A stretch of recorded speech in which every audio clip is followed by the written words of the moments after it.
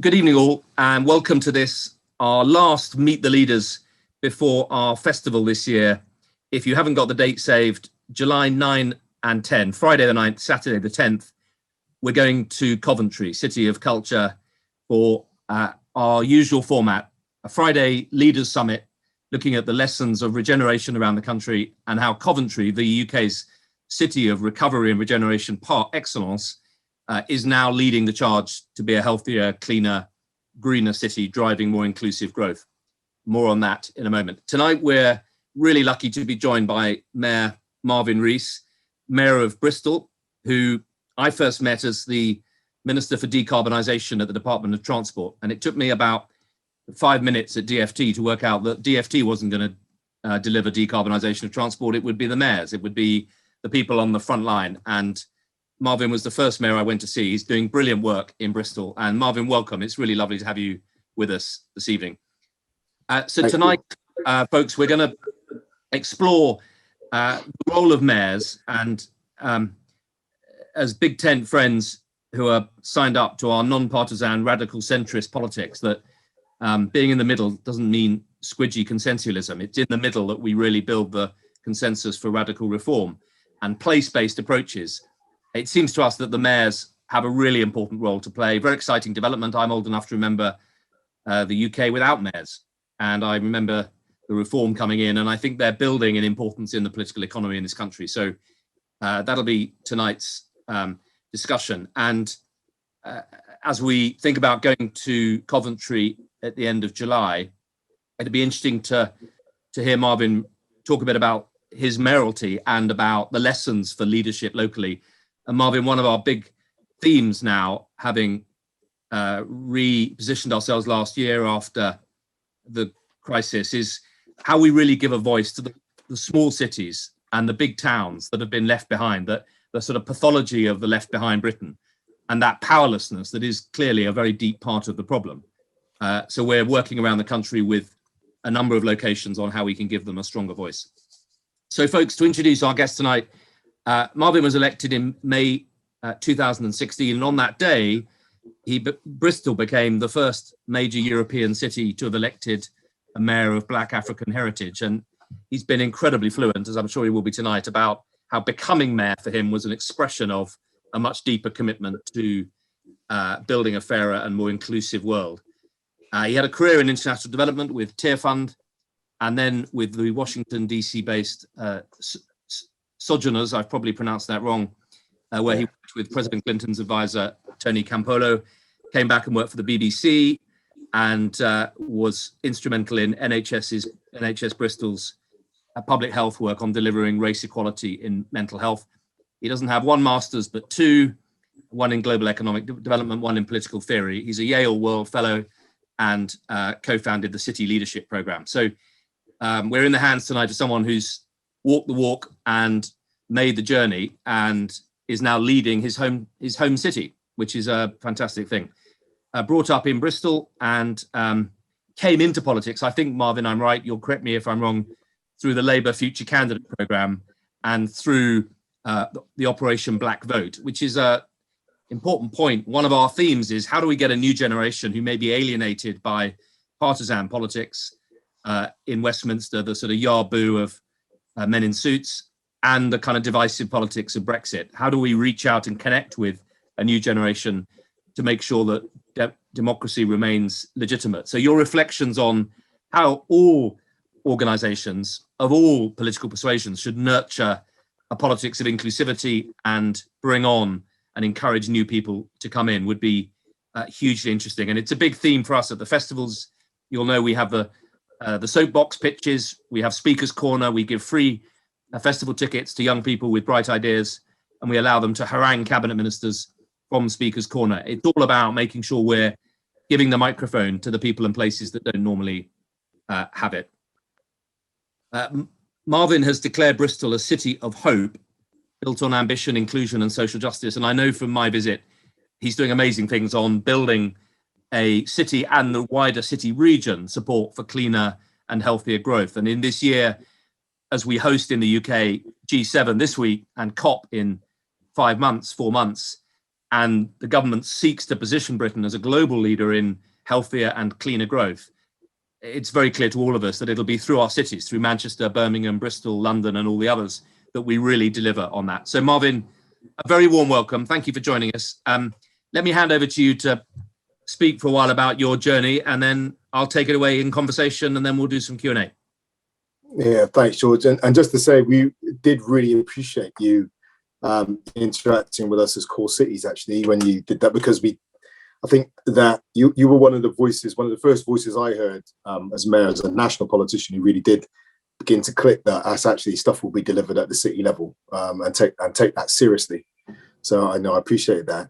And yeah, it might be worth me starting off by, I did get involved in politics through Operation Black Vote. I went through a bit of a journey of quite self-righteousness, actually, self-righteous anger, which is not a good place to be, where I just thought anything mainstream was corrupt and could not be saved. And so I'd sworn never to get involved in anything that I considered mainstream. And Simon Woolley, who's the director of Operation Black Vote, said to me when I came back to the UK for the first time, he said, well, Marvin, you've got a great analysis on why the world is rubbish, but what are you actually going to do about it? And it was the kick I needed, because sitting in my corner talking about how bad the world was and finding people to agree with me didn't build a single house, didn't change anyone's life trajectory, didn't put food in anyone's mouth. And I guess the challenge is to get up with my imperfect self, get involved with an imperfect group of people in my political party, in an imperfect political system, in a fallen world, and try and make something good happen out of that. And sometimes it works and sometimes it doesn't. So Bristol is a city of contradictions. Like I say, I grew up here. It's a fractured city. I describe living the best and the worst of Bristol. It was a city that was racially fractured, remains racially fractured, a city of inequalities, 1 in 4 children growing up in income-deprived households. Even today, we have the worst affordability ratio for housing amongst the core cities. We have 12,000 people on our housing waiting list. We were up at 900 now families in temporary accommodation. And that sits alongside this fantastic city of being a new home of Channel 4, 2 world-class universities, thriving robotics, digital sector, financial hub. A third of the world's natural history broadcasting comes through Bristol's hands, which is incredible. Blue Planet, The World at Night through Plimsoll and BBC's Natural History Unit. So you've got these 2 stories sitting next to each other. And getting elected, my commitment was that, I want to celebrate ambition. I have been ambitious, and having ambition is helped me escape the circumstances of my childhood. And it's what I have for the young people I come into contact with. But what we cannot do, if we want to have any integrity, is to have that ambition and pretend that other stories don't exist. So Bristol has to confront the fact that it leaves people behind. There's a 10-year life expectancy difference, but even more startling, a 16-year healthy years life expectancy difference, which has all sorts of consequences for our care services and families becoming carers in the city as well. If I just roll back through a few short points, and I'll try and keep this about 7 minutes. Bristol went for a mayor. It was the only city in the referendum in 2012 that said yes to a mayor. Which surprised me, actually. But there are a number of reasons I think Bristol went for a mayoral role, and these could be tested, right? One is about the visibility of political leadership. No one knew who the political leader was before. I think obviously some people did, but you had to be a real insider. One of the challenges I've made to people who say it concentrates too much power in the hands of the mayor, the most undemocratic thing is invisible leadership and decision makers that have no public accountability for making decisions. You know where the buck stops. I'm just reading Michael Nutter's book, The Two-Term Mayor of Philadelphia. It's, you're responsible. And that drives that commitment to delivery and to getting things done. It also means that people can hold you accountable every 4 years. And we have seen Professor Robin Hambleton's done research around this. The visibility, he says that actually even, this predates me, 2012, 25% of citizens agreed that the leadership of the council reflects the vision, has a vision for the city. In 2014, that's 56% gone up, according to that research. So that visibility, that accountability, the relevance of political leadership really matters. I think there's also something in the direct election as well. People can say to me, like someone did today, I don't like you, I hope you don't get re-elected. Well, you have your right to do that. There you go. So that's it. So since coming in, what have we done? We've tried to take on those challenges. We've made an absolute commitment to house building. It's been challenged, but I think we have transformed the city's brand around housing. We are a national leader on modern methods of construction. We did start talking to George back in the day just about our bus fleet, getting all over to biogas, bringing forward a mass transit system. We're doing work on that. We got 100 biogas buses on the streets of the city, and we've gone into a major project on regeneration, Temple Mead Station, Temple Quarter. Things that have not happened for years have started to happen. And again, that's not just about me, it's the drive. We've got a piece of land, Hengrove. It's been allocated for housing since the 80s, never developed. We started to develop it now. That's because we're driving for delivery, and the invisibility of the failure to get that done is now no longer available to people in political leadership. I'll just say a couple of last things. One on how we lead the city. Andy Marsh, who was our chief constable, is absolutely outstanding chief constable, said at dinner, world-class public leadership is not about what you control, it's what you influence. One of the points I've been making is, as the mayor, I do not have a load of levers that are connected to outcomes. Right? The health service is not accountable to me or to the city. Our universities are like small towns in Bristol. Our police service has a police crime commissioner. None of these. Bristol City Council has one player. I have a level of profile, but my direct power is limited, and limited within local government, as it should be. It should be anyway. So what we've done is we've developed something called the One City approach, and I can say more about it. But essentially, if I describe it in a nutshell, when I first got elected, I invited the chief execs and chancellors to a meeting. About 70 turned up. I said to them, we're all facing financial challenges, but my office had done the back of the envelope calculation. In this room on that day, where Bristol was a city of 460,000, in that room, we had a financial presence of about £6 billion and employees of 70,000. So I said, irrespective of what's happening with austerity and all these other challenges, what could we not do if we aligned ourselves around a smaller number of shared priorities and directed our financial presence and the power we have through our employees network to deliver those outcomes: domestic violence, child hunger, period poverty, inclusive economic development, decarbonisation. And that has been the principle by which we developed the Bristol One City approach. And I can say more about how that's been turned into a structure and a culture within the city. The other thing I just pay off with this is that I think it's really important to understand that mayoral leadership and mayoral power cannot stop at the boundaries of the city. What influences life in Bristol is national and international as well. And if I want to work for the benefit of Bristol, I have to work on the national and international stage. So in a couple of ways. One is, when there's a fire in Freetown, as there was recently, there were Bristolians whose siblings were in that fire, right? If there's a disturbance, when there's a pandemic in India, as we've just seen, there were Indians in Bristol who were influenced by that, impacted by that.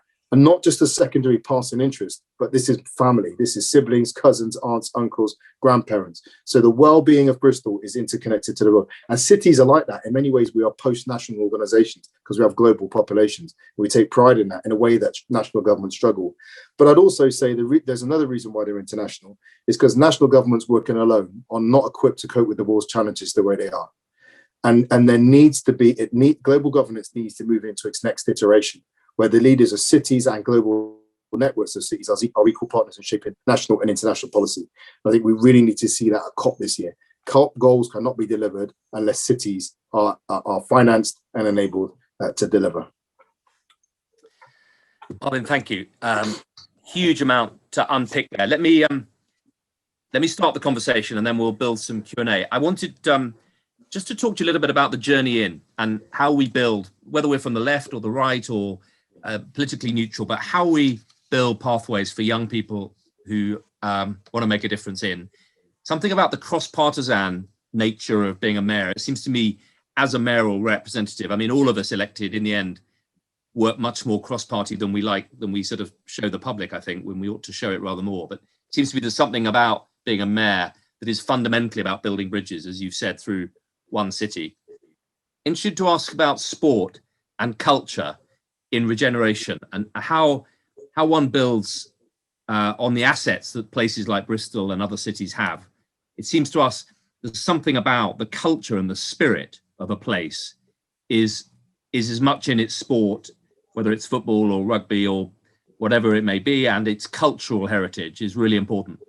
and then something about inclusive growth and healthier and cleaner growth, and how global mayors around the world might work together. Sally and I have launched a little project. Sally Morgan, my co-chair of the Big Tent, we've launched a little project which is got rather bigger this year, called the Resilience Commission, looking at what the COVID pandemic has really revealed about health economic resilience. And interestingly, the people who've responded to that call most loudly have been global mayors of cities in America, Europe, Asia, and India, who are right on the front line of delivering cleaner and healthier growth. But let me just start, Marvin, with reflections on how you came into politics and how do we all help to get a new generation of young people in. That's partly what the Big Tent is about. How can we help?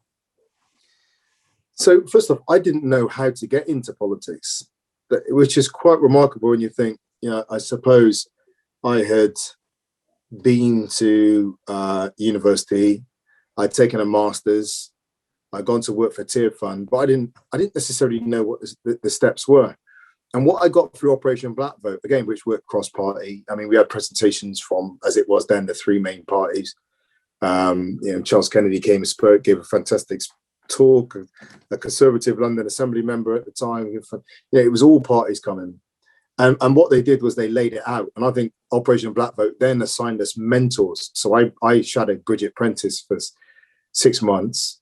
And, I had a chance to say, okay, well, here's step one, here's step two, and here's step three.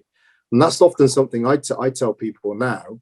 Let me break it down for you. This is what you need to do. You need to go to the meeting. First, number one, you need to, you join, go to the meeting, deliver leaflets, and then you begin to qualify. I'm not saying that should be the bar for the highest quality political leader, just delivering leaflets, but it is stuff you do to earn your currency, and just begin to be present in community projects.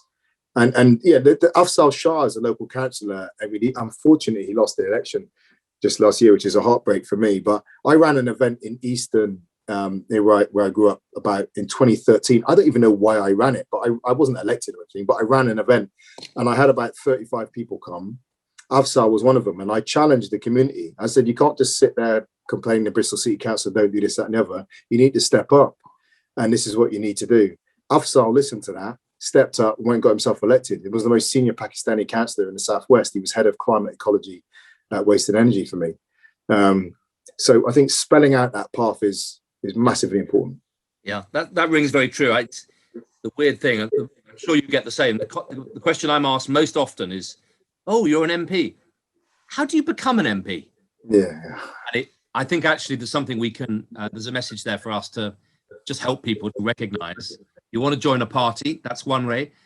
Some of what we're trying to do, Marvin, is create routes through the Big Tent for people who they may be hesitant about joining a political party, but they really want to make a difference. And we're once we can get enough funds, we want to raise a sort of fellowship to train young civic activists. This is very common in America, isn't it? People get into projects, they get into community work, often before they get into a party.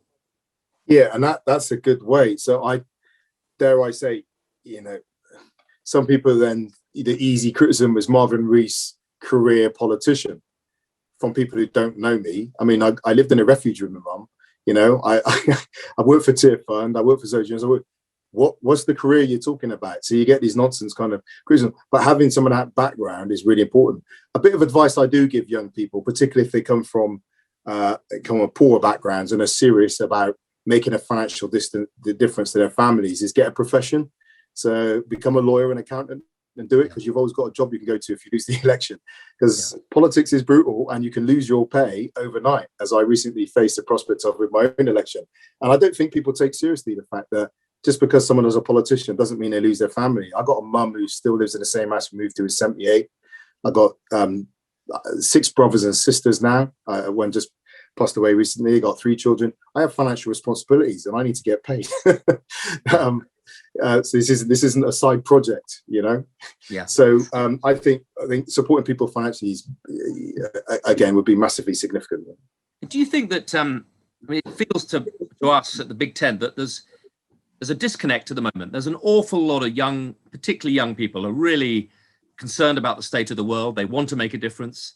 I mean, I'm constantly, genuinely blown away by the energy, application of the sort of under 30s and under 20s compared to my generation. And I think they're also quite skeptical about party politics. And one of our challenges is how do we create avenues for them? Climate change feels like a mission that many will rally to. Have you any reflections as a mayor on what are the things that most put young people off, and how we can galvanize them through projects? I mean, yeah, I got a number. So one is, I'll talk about what we do about politics and the way we talk about it. But one is, I generally am quite, I wouldn't say short, but I'm quite challenging when I come across people who talk like that. I was interviewed on a kind of community radio station today, and they were saying that. And I was saying, well, I'll give you a guarantee, if you get involved in politics, there's no guarantee you'll be successful. But I tell you what, if you don't get involved, you leave it up to the same old people and you get the same old results. So make your decision, I think the challenge is to turn up and give it a go, not just to sit on the touchline and talk about how rubbish it is, as I said at the beginning. So I tend to be quite robust about that. But maybe I get some of the right to be robust because of my own journey and where I've come from, as well. But secondly, we understand why people are disillusioned with politics, because lots of energy lots of output, lots of noise, and what the results we think we're getting. Now, again, I do make a challenge on that. If you look at the grand story, we're close to climate catastrophe, unprecedented levels of inequality, and and all the rest of it, and we see that big machinery churning itself out. But as I also point out to people, power is not solely in the hands of elected politicians. There's a big machine out there that transcends electoral politics. And if you're just going to use electoral politics as a lightning rod for the global order, you're selling yourself short. So we have to be quite sober, about that in the prospects of getting involved. If I can just say one other thing as well, I think there's a really unhealthy self-righteousness. This is not campaign material, but is one I share. I think people spend a lot of time blaming politics for the state of the world, and actually maybe the politics we're offered is actually a distilled reflection of what we are as a culture, right?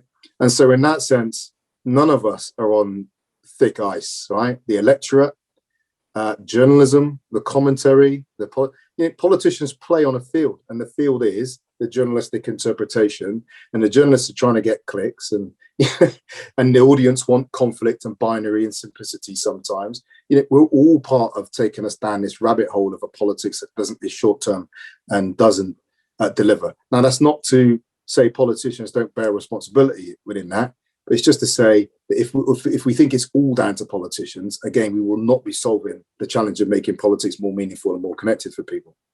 Fascinating. Yeah, thank you. Can we just pick up your One City project, because it's attracted a lot of interest internationally.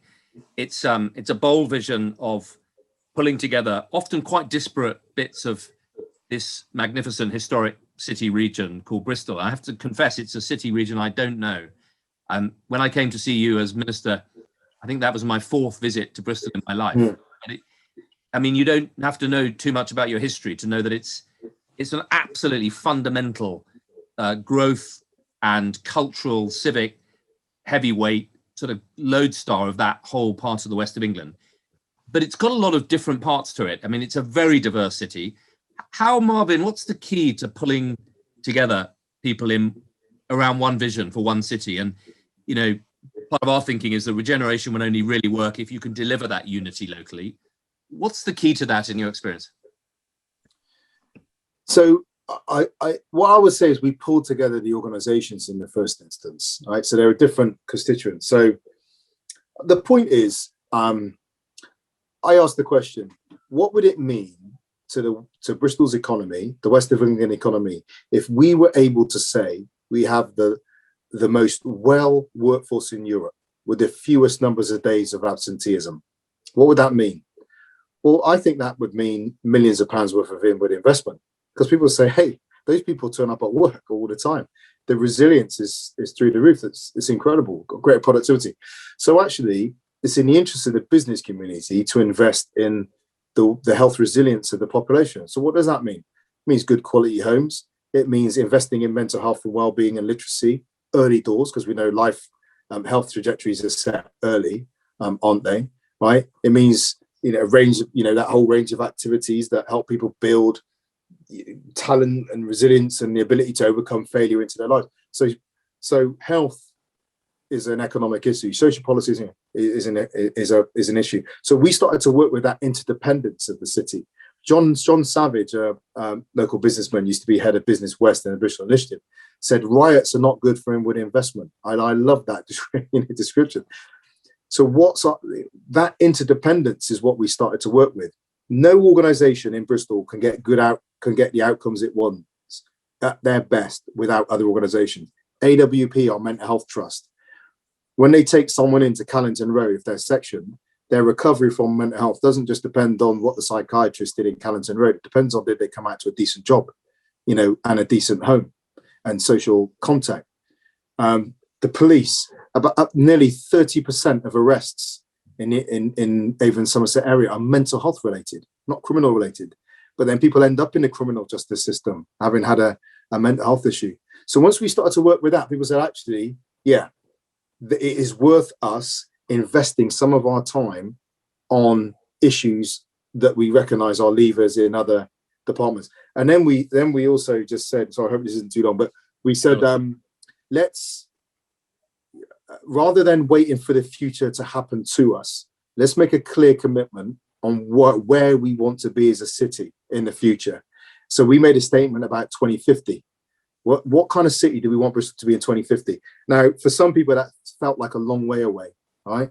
But for anybody on this call that's over the age of 29, you'll know that 2050 isn't actually a long way away, right? That's kind of like just 29 years. So making decisions about building the city today for people who will be 29 in 2050 is something we wish we'd done, that had been done for us.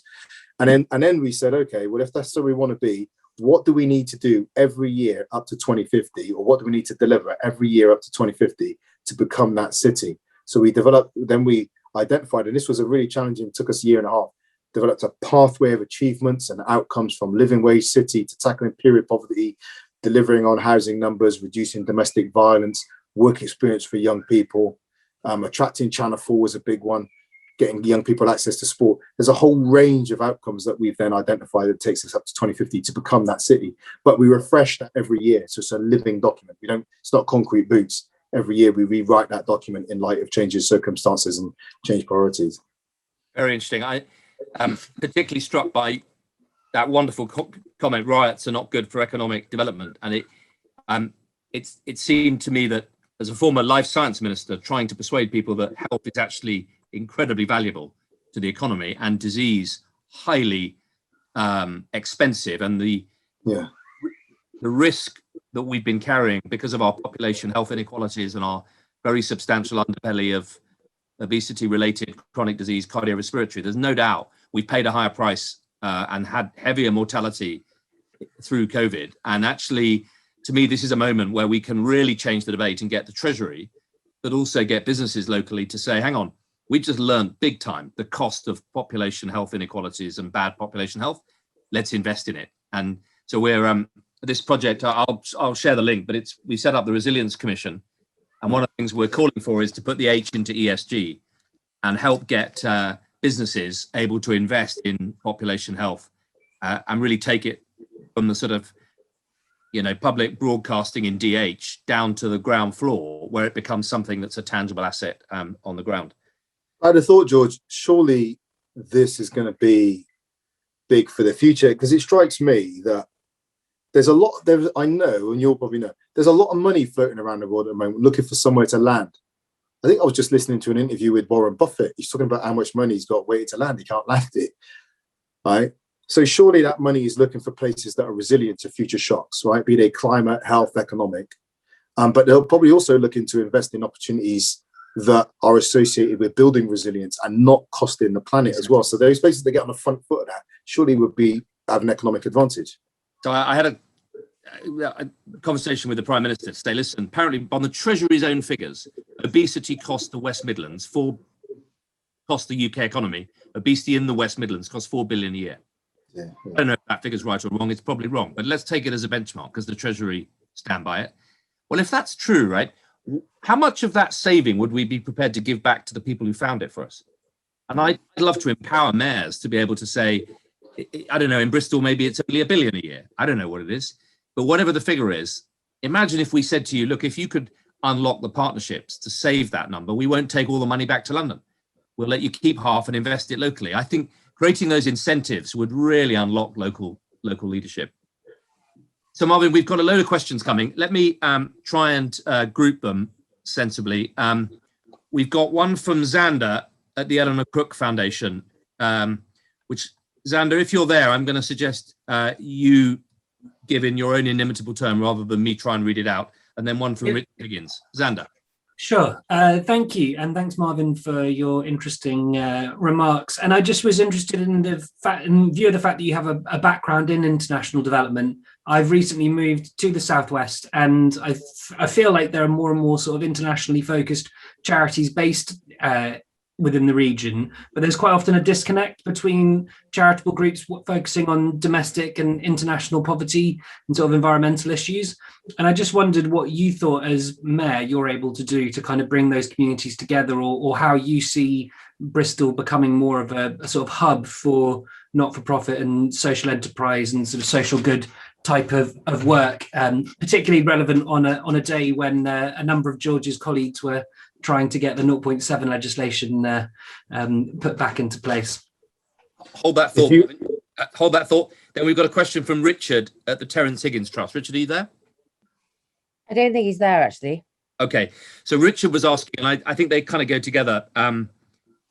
He was asking about population health and how, Marvin, one really, that sort of healthier growth, cleaner growth go together. So but let's take Xander first. So bringing those charities together across the domestic and international, was that the key thing?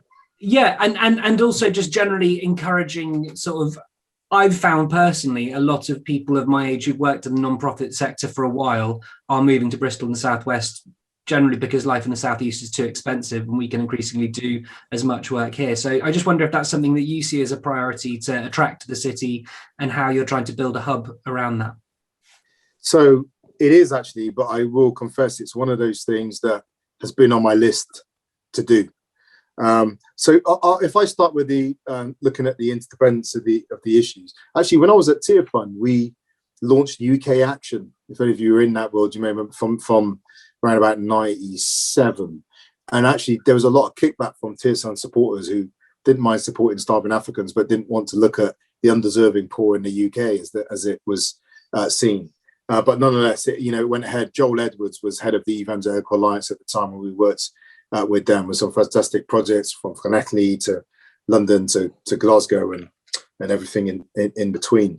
But making that connection between international and local, to me, is just makes sense. I was on a call on Friday with the Mayors Migration Council, which is funded by Open Society Foundation. So there are 10 mayors around the world shaping global policy on migration, along with C40, which is the global network of cities working on climate change. Now, Mayor Garcetti, the Mayor of Los Angeles, chairs C40, but he's also a member of the Mayors Migration Council, along with Yvonne Aki-Sawyer.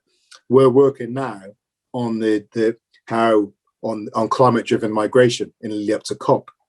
The poverty we see over here is in part the result of people moving around the world, isn't it? And so making a connection between UK poverty and international equality and push factors and pull factors is to me, it's about bringing the whole story together. In terms of bringing those organisations here, I have wanted to do some work on Bristol as a hub for a voice in global development.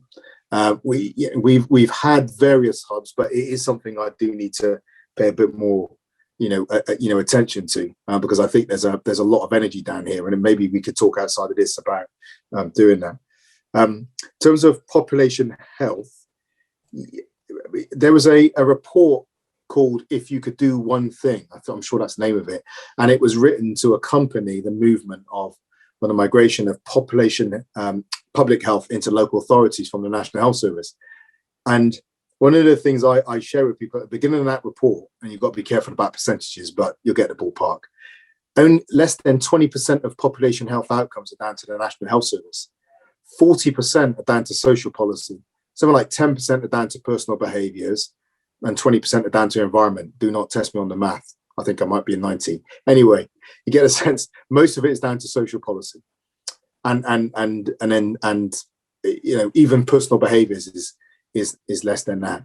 And so I think that's what's drawn us into the one city approach. In we have said, how can we create a city that through all its processes, whereby the quality of work we provide, our health interventions, our public health, our transport options, the quality of housing, actually creates conditions for improved population health.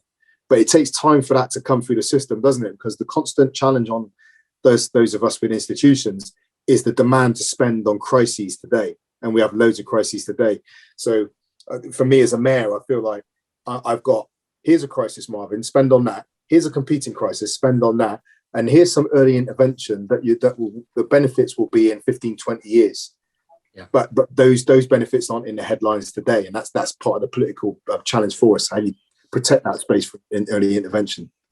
Very interesting. One thing that really struck me, Marvin, having been Minister for Life Science and then Transport Decarbonisation, I thought they were two completely different sectors.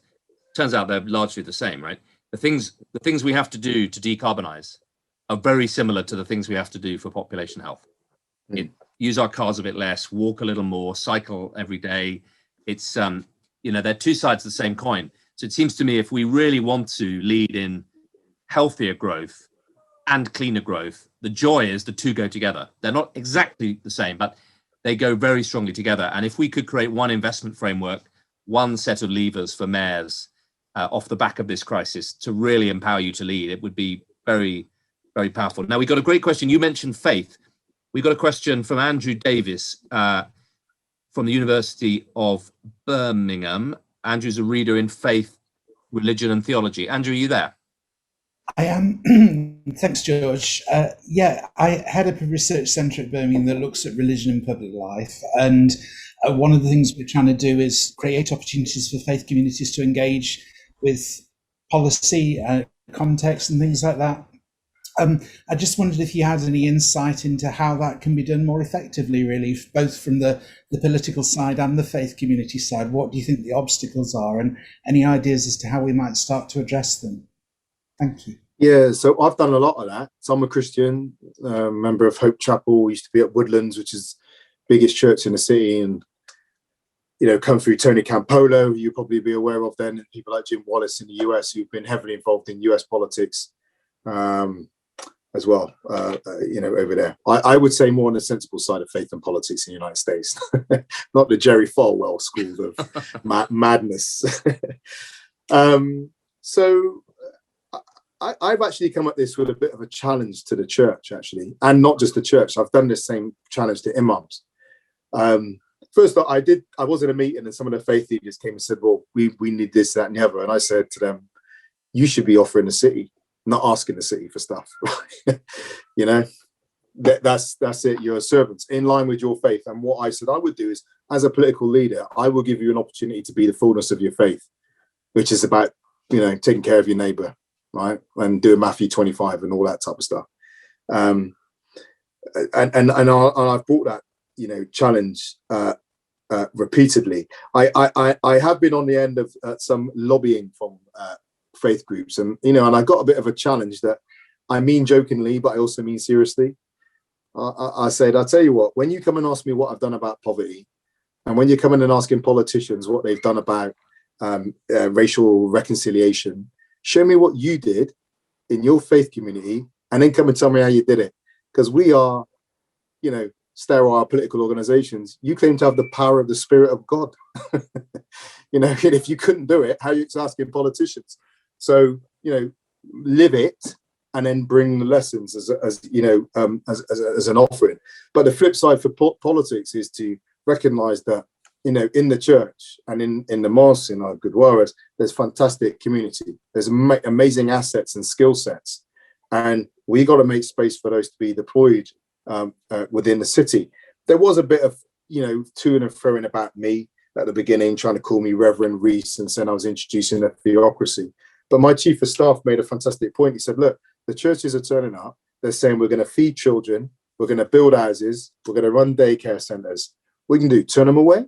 I mean, they're turning up with a real offer. And when we stood shoulder bold like that, and it gave them much more confidence to come forward and to and to make their offer.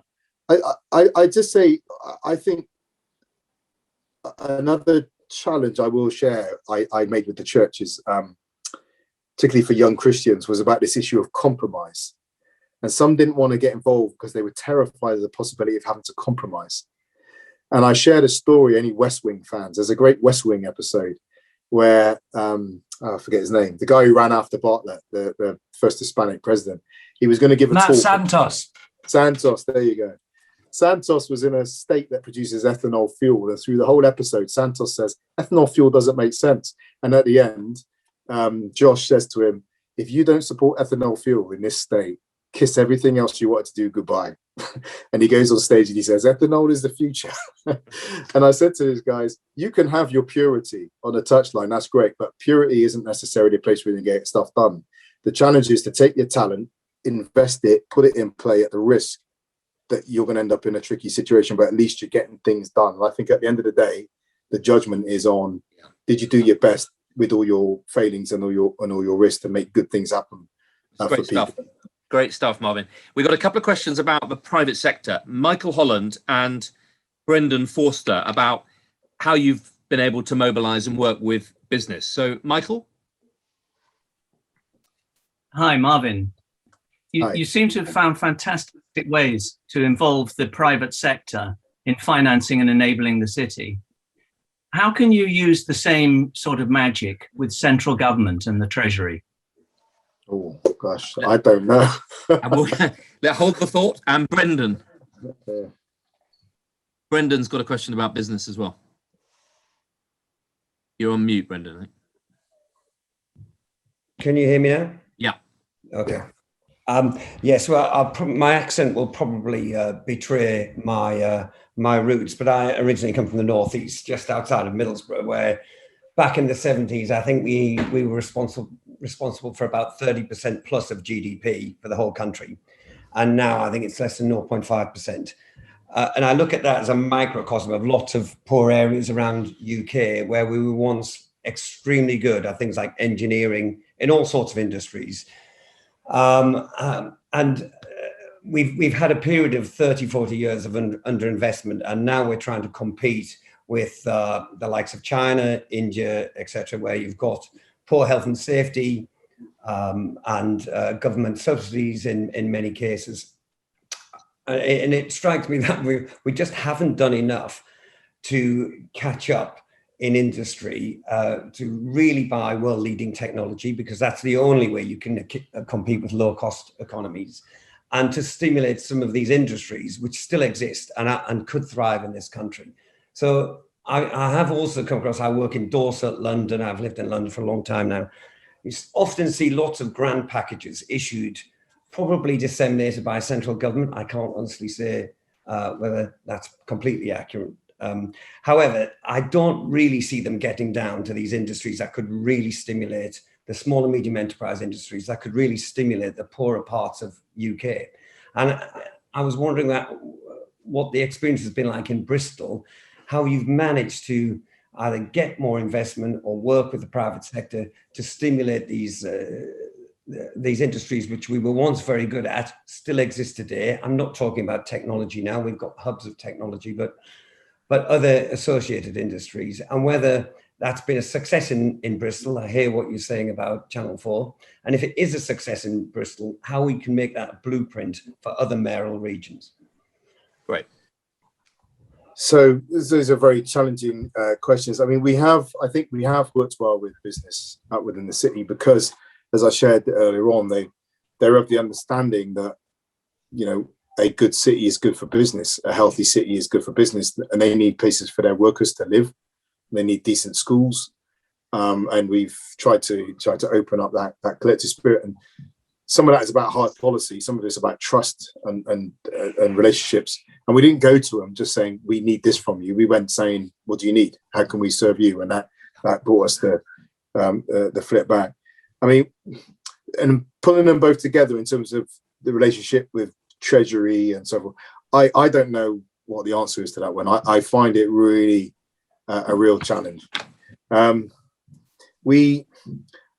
don't think it's down to government. I think it's probably mixed up with the civil service as well. I think there is still this mentality, and I did hear a former minister say it, actually. I've been up and down the halls of Whitehall and Westminster looking for a solution. And I thought, well, that's part of your problem. You need to get out of the halls of Whitehall and Westminster and come out and speak to core cities and the M9 and, you know, speak to some people outside of those halls. And I think there is sometimes still a mentality that what will happen is that somewhere in Westminster, someone in Treasury, someone with an initiative or someone with a funding package will put some money on the table, pull some levers and get outcomes. It just doesn't work like that. It's a busted model, but no one yet realizes that. It's also challenging to release that power, isn't it? It's a time of great, incredible global uncertainty for the government, and I don't put a colour on this, but for any government to suddenly start saying, okay, well, I'm going to give up some of the levers that I have under my control right now. And it's a massive challenge. When I think the tendency would be to want, the more uncertain the world is, for people to crowd decision-making and power into their own office and actually become a bottleneck on dynamic, innovative decision-making that we want in our region. So it's a massive challenge. I'll just say what we have done is we work with business on our own trade trips. So before COVID, we went to Boston, Chicago, New York. And the point we made to DIT was you can actually open up avenues for investment by place-to-place relationships. So when I go to Boston and meet Marty Walsh, right, who was the mayor of Boston, he's now Secretary of Labour in the US, that opens up a channel for Harvard, MIT, Bristol University, and so to connect. It just does, because we've got a relationship between the places. And I don't think necessarily DIT have historically understood that very well. They've just thought it has to go through London. We're saying we can build our own relationship. Birmingham have done very well, you know, on that front as well. Is there any mileage, Marvin, in you working with some of the other mayors like Andy Burnham to build a strategy to bring pressure to bear on the Treasury and central government? It's really interesting. I don't know how much more we can do or what kind of pressure it looks like. I mean, I've reached out, and I wouldn't embarrass anyone here, but I reached out to people very, very senior in government that I've built a decent relationship with, right next to the Prime Minister. We've got a project in the city, the Temple Meads train station, right, backed onto Temple Quarter. This could be a transport hub for the city region. £200 million. When you talk about inclusive growth, there's also inclusive growth in the whole process of decarbonisation. Because if you give us enough, if we get enough leading time, I'll build all the skills for local people from the private communities to get those jobs in that multi-billion pound regeneration that needs to take place to decarbonise our economic systems. But the way it works is everything's kept secret until the last moment, and it's sprung on you, and then you're on the back foot, and then you're getting in freelancers, and you can't line up the local supply chain. We've made this case, honestly, repeatedly. I don't know where else to go with it. I talked to a very senior person in down the street who said, no, there's decisions made, it's going to happen. That was last August. It still ain't happened. It feels like national government is a punch-drunk boxer that just cannot get the punch off, but yet wants to stay in the ring. I think you're right about the civil service. Sally Morgan has made the point before and is making it now that the civil service is a bigger problem than ministers and the government, arguably. I mean, Marvin, I was talking to Andy about it during the COVID period in Manchester, and he reached the stage of having reasonable conversations with ministers, but the civil service did not want to share, didn't want stuff to go to the public health locally, didn't actually, wanted to still run it. And I have to say, I'm very pessimistic about the Treasury shifting on this sort of stuff, because they don't like to control the outputs. They like to control the outputs, but they like to control the inputs as well. They want to micromanage every bit of it. And I think lots of us on this call, regardless of politics, we've all had the same experience. I mean, it's just happened on education, in my view, exactly the same. I'd hoped, Marvin, that the scale of this crisis, who wants to own all the debt, might be a moment where the Treasury would say, tell you what, let's decentralize some of the debt and the crisis. That may be the crisis with the moment for decentralization, but actually, I think COVID has kind of re-centralized big government again, which is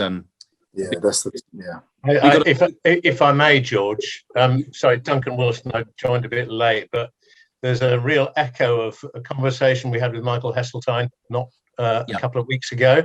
Yeah. And as he would have put it, turkeys don't vote for Christmas. If you give the decision-making powers to the civil service, they're not going to give all their powers away.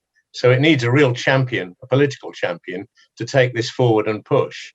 And I think that's possibly what's lacking. I mean, he definitely was for elected mayors and still is, but he's obviously not in a powerful position anymore. Well, I think one of the exciting developments is that because my party has discovered through Ben Houchen that mayors can help you build victory in places you didn't expect, I think that might create a momentum for more mayoral powers. And the government can't just give them to blue mayors. They're going to have to give them to all mayors. So I think there is an opportunity in there. Questions coming thick and fast. I'm going to group them into threes now, Marvin. Carol from Coventry, where we're going in 6 weeks for our festival. Question about the long-term plan. Carol.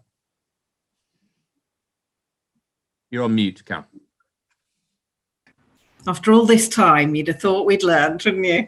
I'm Carol Pyra. I'm the Executive Director of Historic Coventry Trust, and we're the recipient of one of the largest asset transfers from a council to a third sector organisations in Europe. So Coventry City Council has agreed to give us 22 of their most important historic buildings on 250-year leases, which allows us to have a real long-term view on saving those buildings, putting them to new life and bringing them back in the service of the people of Coventry. And part of the purpose of being able to do that is that long-term view. So I'm really interested in how robust your One City plan is, given the political cycle, and whether we're ever really going to be able to achieve anything when you have that, that 4-year, 5-year political cycle. Either mayors offer different things each cycle and the electorate have a vote, or they're offering the same thing, in which case that doesn't feel like much of a choice. So there's a real tension there, and I'd love to know how you think that'll work. Let's hold that thought. Tom Brake's got a great question about councillors and mayors. Tom. Thank you, George. Marvin, earlier you were talking about the importance of national levers of power being handed down to mayors. I wonder whether that extends down from mayors to councillors. So how do you engage them? How do you involve them? And how do you ensure that the views of their communities, which often they will be closer to than you potentially, how do you ensure their views are represented, and what role do you think they have for ensuring that you are accountable? Brilliant. And then James Stewart. James, are you there? Yep, I'm here. So it's really, it's really picking up some of the points already made that, the capacity of central government is very limited. So Marvin, where do you see the powers of mayors going? And Chris Starkey probably would put it better. Where do you want the powers of mayors to go? Let's bring Chris in, because that's 4 together, actually. Chris, CEO of my local LEP, Marvin. Chris. Hi, yes, word from the East. I spent a happy 5 years in Bristol, actually, so I'm including working probably for your bête noires anyway, as Bristol Evening Post, but delighted that Temple Quay is finally happening, because I wrote about that a number of times. It was on the cusp of happening. You make a good point about the limited power of mayors. I'm just interested in the kind of balance of time you spend influencing, persuading others, and so on to who've got the actual levers, compared with what you have at your disposal and how much time you can spend sort of delivering what's in your function. And then the kind of follow up to that is, if you had an additional power, I'm assuming levitation or something like that isn't on that list, but what would your additional power you'd like devolved down to mayors? Really good. So Marvin, 2 questions on powers, a question on councillors, and a question on cycles and the inconvenience of electoral cycles and how one delivers long-term growth change. So yeah, so the idea of this, the one city plan, was to offer Bristol a story that transcended the electoral cycle. The important thing is that I didn't write the one city plan. What I essentially did, and this is real, I just had a big timeline made up of every year up to 2050. In various configurations, we got groups of people together and we said, what should happen every year? Now, interestingly, everyone put everything into, we started this in 2017. Basically, what people do is try and put 1,001 things into 2017, 18, and 19. We say, no, you can't do that. You can't have a priority unless you deprioritize stuff. That doesn't mean it's less important. It means that part of the art here is putting stuff in the right sequence. Doing things in the right order makes things later more likely to be successful. So the power of the plan is not because I wrote it, it's that the city wrote it and that the city refreshes it every year. So if I was to have lost the last election, if the incoming mayor said, I'm abandoning that plan, right, it's not me that they're accountable to, it's the health service, it's the head of City Bristol College, the police, all those organizations that have spent time saying, actually, we have a vested interest, not because we're working for the man, but because we're working for ourselves and working for the city. So that gives it a staying power. And there's a cultural practice now around this one city approach that people have bought into, which gives it, we can share more outside this if it's of interest. Councillors versus mayors, that's interesting. I think there's a lot of assumptions about councillors. This will get me into trouble here, but I would challenge one. Are the councillors more in touch with communities than me? Well, we just talked about how distant local politics was from our communities. Dare I say, Black African heritage communities had no purchase in the authority. And now, my friends tell me, Marvin, my kid told me that man looks like you, right? So actually, coming from my background and growing up in the city where I've grown up in, I'd actually say the relevance, the accessibility. I'm not going to boast too much, but during the election, the big car pulled over one day, and it was a guy who's quite a well-known kind of, gangster lifestyle. It's just like saying good luck at the election. I'm not saying I'm going to put him on my leaflet, but I am saying the idea of someone like that having knowledge of what's going on politically and having any interest in it before, would just not have happened. So there is something of that. But giving powers to councillors is an interesting one. And look, I've said this, that the old model of political leadership in the city ran out of steam. Right? It wasn't relevant. It didn't get things done. And that's why Bristol voted for a mayor. Now, what I've got, and it's live in the city at the moment, is a model of some councillors saying, well, we need to go back to the old model. We need to go back to the councillor model with the leader. Well, my point is, but that didn't work for Bristol, right? The mayoral model is working better for Bristol. So what you need is not to take the model back to the one that fits your skill set, but develop your skill set so that you're more equipped to cope in a city that actually is saying we have a ferocious commitment to delivery. So you don't put on your leaflet, I'm going to be the best questioner in the city. You put on your leaflet, I'm a person of agency who gets stuff done. If you can get stuff done, then I want to spend time and invest in you, because that's what people have elected me for, to get stuff done. I need to invest my stuff in my time in things that get, a return. And that's the point of tension, if I'm honest. That's the point of tension between me and the councillors. Because my uncharitable interpretation is what they want me to do is sit in committee rooms asking questions about council papers. My point is, well, the council's done that for decades and not got any stuff done. How do we reorient this organisation so it faces the city and is focused on delivery? And that is not necessarily served by sitting in rooms. Now, the question of accountability is also an interesting one, because I find everyone wants to hold everyone accountable now. Journalists want to hold people accountable. Activists want to hold people accountable. But my question is always, accountable to what, right? Accountable to truth. So you have to have access to some kind of truth.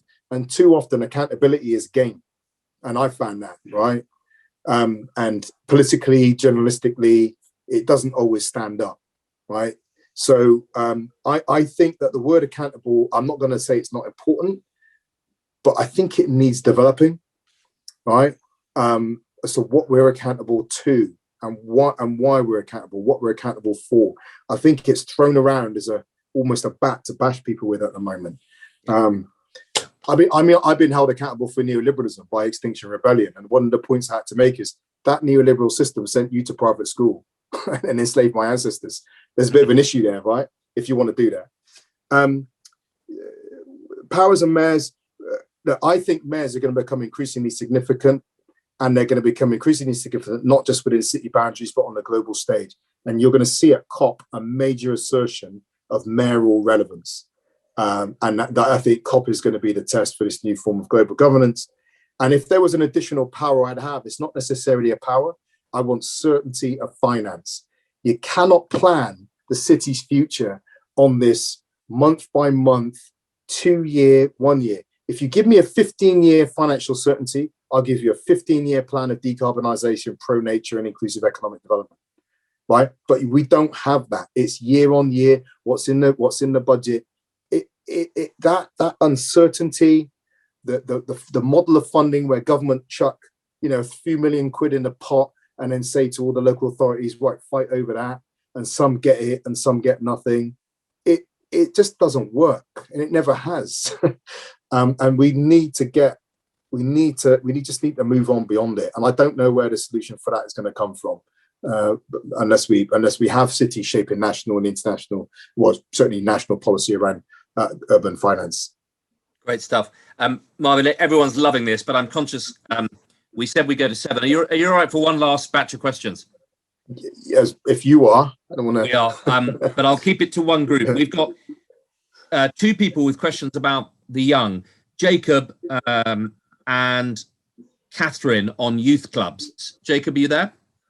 Yep. Take it away. Hi. I completely agree with the point you made earlier about young people and their engagement in politics. But how do you think we can best get more young people involved, both in, as you said, elected politics and the stuff that isn't elected, so things like charities and advocacy groups? And how can we avoid people getting disillusioned from a young age with the state of politics? Great, thanks. And Catherine Milner's got a question about youth clubs. Catherine. Hello, sorry. Yeah, I was just interested. I mean, so many of the youth clubs have been closed down, and it strikes me that more than ever, you need places where the young can congregate, but also perhaps learn some skills, as they do in Denmark with their sort of art house system there.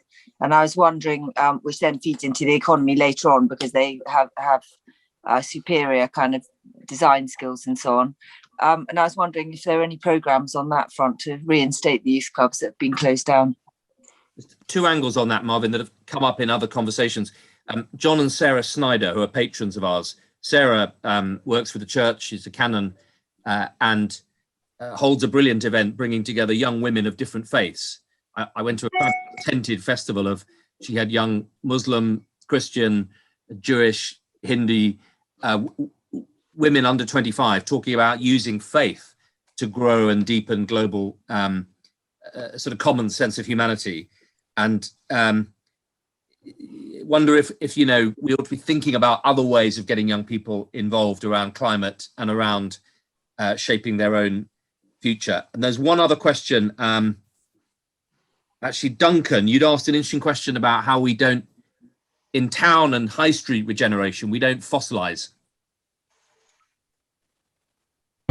Really to do with placemaking, and I think what lockdown has shown us is when people are allowed out, they need places they feel comfortable in congregating in, and I'm sure that historic town centres and high streets are a really important part of that. So how do we manage what will have to be major change in those high streets without losing the whole reason that people like them?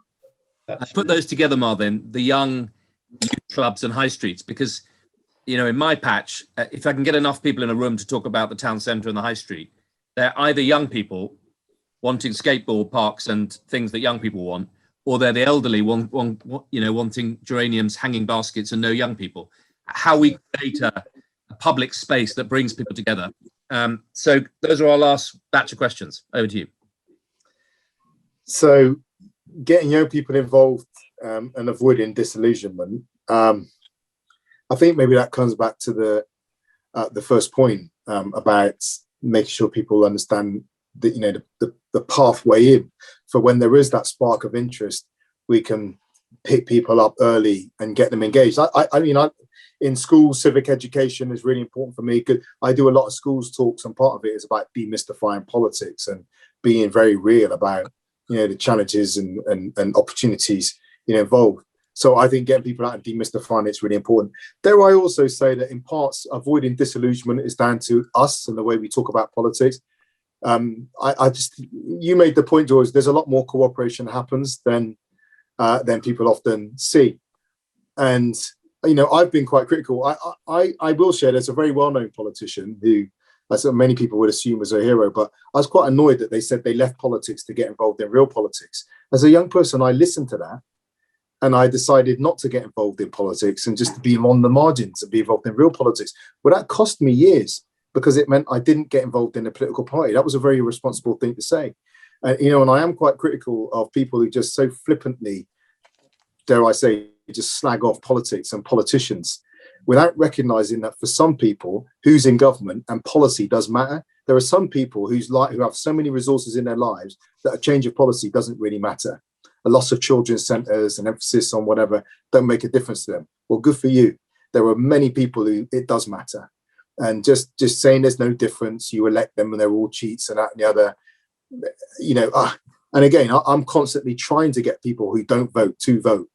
And then I get this narrative among some people around my area, the big anarchist don't vote, fight. No, you come into my area where there's a lot of poor people, don't tell people not to vote. Particularly if you've come from West Sussex and your parents, village, you're coming to my area and dissuading people from voting. I don't have much patience for that.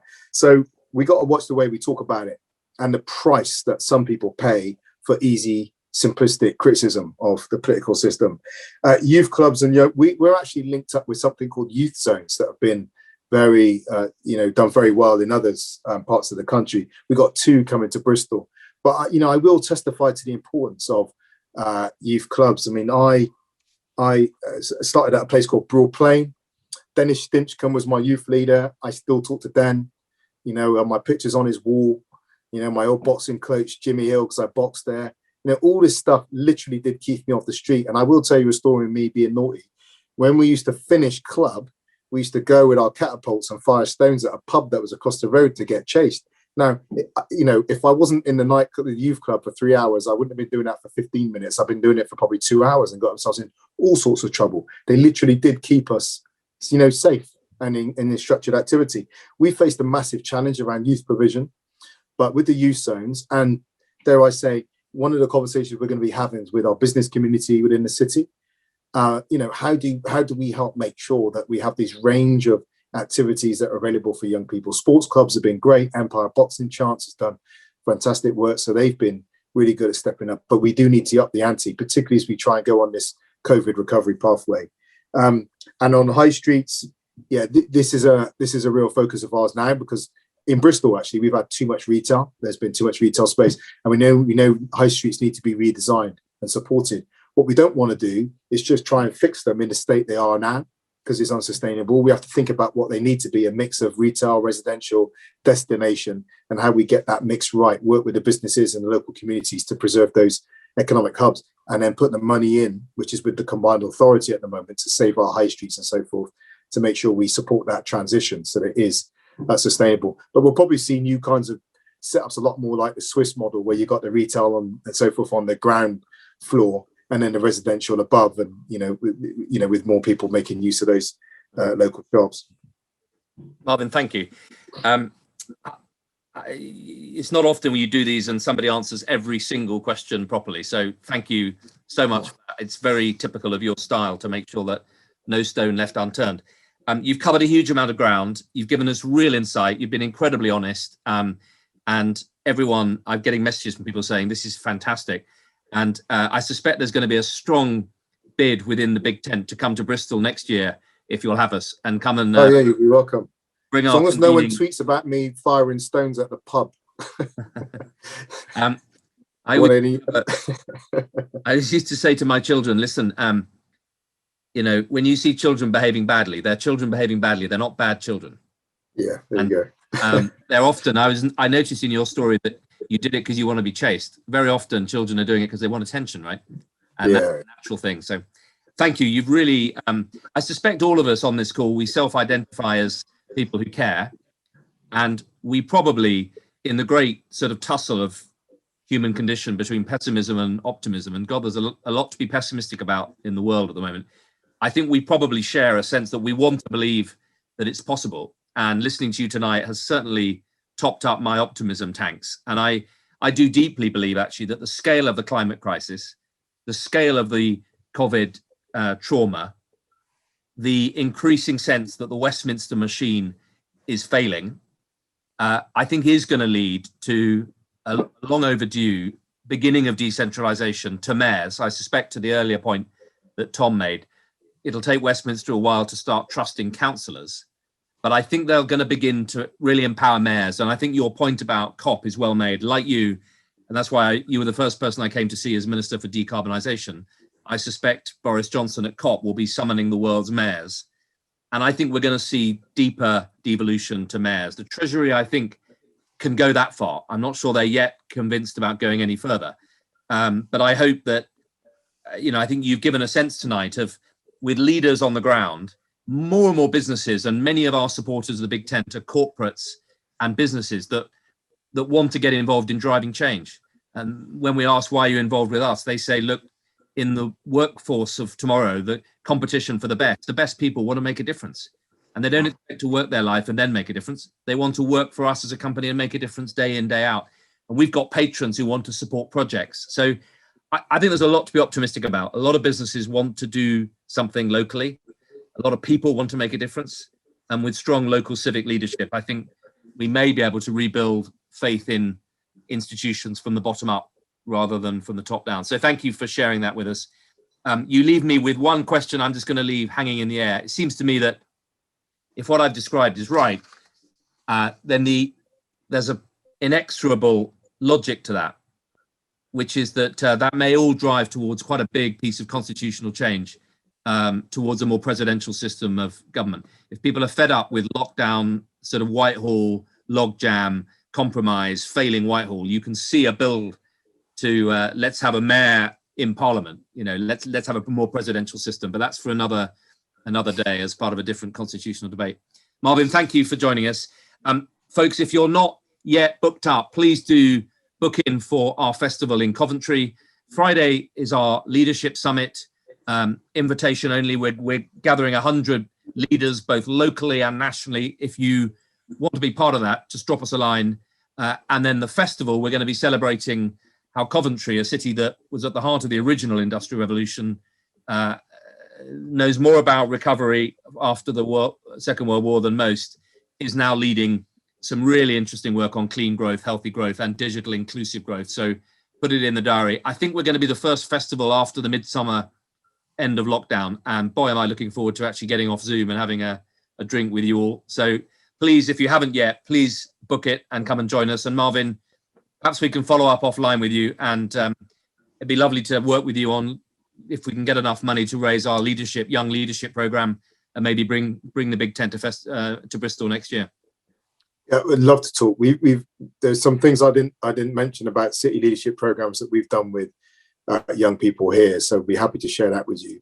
And it might be really interesting. I think, George, if I can just pay off this, that's okay.